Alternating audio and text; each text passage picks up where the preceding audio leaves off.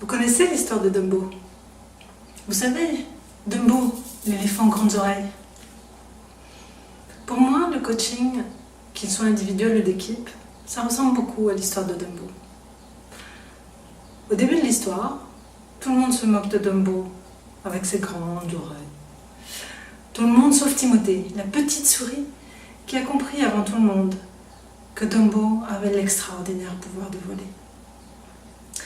Avec l'aide de Timothée qui lui offre une plume magique, Dumbo réussit à voler en tenant fermement dans sa trompe sa plume magique.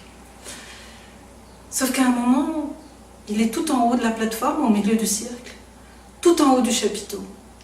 Il s'élance et tout à coup, il perd sa plume. Et là, panique, il se laisse tomber, et il faut toute la force de persuasion de Timothée pour le convaincre que sa plume n'était pas magique, que c'était juste un artifice, et qu'en fait, il sait voler. Et là, quelques secondes avant de s'écraser au sol, Dumbo déploie ses oreilles et il se met à voler, sans la plume. À partir de ce moment-là, Dumbo va continuer à voler. Il se sait capable de le faire, sans aucune aide extérieure. Le coaching, pour moi, ça ressemble beaucoup à cette histoire.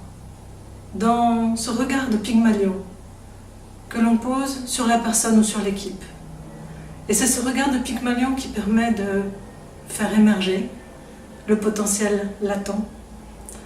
C'est aussi une histoire d'accompagnement et d'accompagnement vers l'autonomie. En fait, pour mes clients, je suis un peu leur Timothée.